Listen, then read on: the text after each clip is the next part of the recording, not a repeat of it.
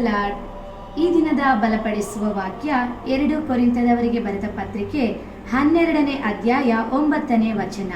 ನನ್ನ ಕೃಪೆಯೇ ನಿನಗೆ ಸಾಕು, ಬಲಹೀನತೆಯಲ್ಲಿಯೇ ಬಲವು ಪೂರ್ಣ ಸಾಧಕವಾಗುತ್ತದೆ. ಆಮೇನ್.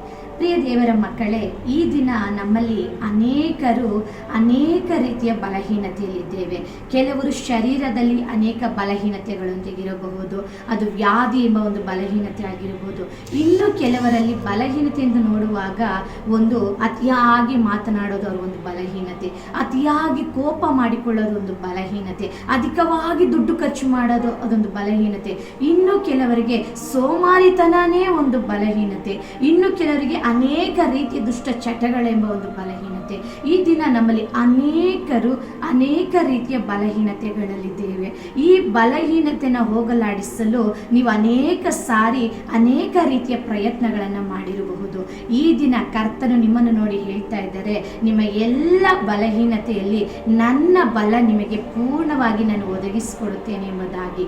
ಆ ಬಲವನ್ನು ನೀವು ಹೊಂದಿಕೊಳ್ಳಬೇಕಾದರೆ ನಿಮಗೆ ಬೇಕಾದದ್ದು ಅದಕ್ಕೆ ಮೇಲಿನ ಸಾಲುಗಳಲ್ಲಿರುತ್ತದೆ. ನನ್ನ ಕೃಪೆ ನಿನಗೆ ಸಾಕು. ಹಲ್ಲೆಲೂಯಾ.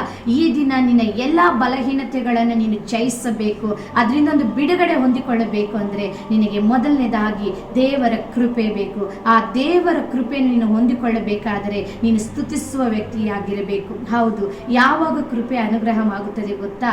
ಅಧಿಕವಾದ ಸ್ತೋತ್ರಗಳಿಂದ ಕೃಪೆಯು ಪ್ರಕಟವಾಗುತ್ತದೆ. ಹಲ್ಲೆಲೂಯಾ. ಈ ದಿನ ಹೆಚ್ಚಾಗಿ ಸ್ತೋತ್ರಗಳನ್ನು ಮಾಡಲಿಕ್ಕೆ ನಿಮ್ಮನ್ನು ಸಿದ್ಧ ಮಾಡಿಕೊಳ್ಳ್ರಿ, ಪ್ರಾರಂಭಿಸಿರಿ, ಅದನ್ನು ಮಾಡ್ರಿ. ಆ ಕೃಪೆ ನಿಮ್ಮಲ್ಲಿ ಬರುವಾಗ ನಿಮ್ಮಲ್ಲಿರುವ ಅನೇಕ ರೀತಿಯ ಬಲಹೀನತೆಗಳು ಯೇಸುವಿನ ನಾಮದಲ್ಲಿ ನೀಗಿ ನೀವು ದೇವರಿಗಾಗಿ ಯಾವ ರೀತಿ ಜೀವಿಸಲು ಬಯಸ್ತೀರೋ ಆ ಕಾರ್ಯಗಳನ್ನು ಮಾಡಲಿಕ್ಕೆ ದೇವರು ನಿಮಗೆ ಸಹಾಯ ಮಾಡ್ತಾರೆ. ಆತನ ಬಲದಿಂದ ನಿಮ್ಮನ್ನು ತುಂಬಿಸ್ತಾರೆ. ಯಾವುದೇ ಬಲಹೀನತೆಯಾಗಿರಲಿ, ಮೊದಲನೇದಾಗಿ ದೇವರ ಕೃಪೆಯನ್ನು ಹೊಂದಿಕೊಳ್ಳೋದಕ್ಕೆ ಪ್ರಯತ್ನ ಮಾಡ್ರಿ. ನೀವು ಸ್ತುತಿಸುವಾಗ ಖಂಡಿತ ಆ ಕೃಪೆಯನ್ನು ಹೊಂದಿಕೊಳ್ತೀರಾ. ಕರ್ತನ ನಾಮಕ್ಕೆ ಮಹಿಮೆ ಉಂಟಾಗಲಿ. God bless you. Praise the lord.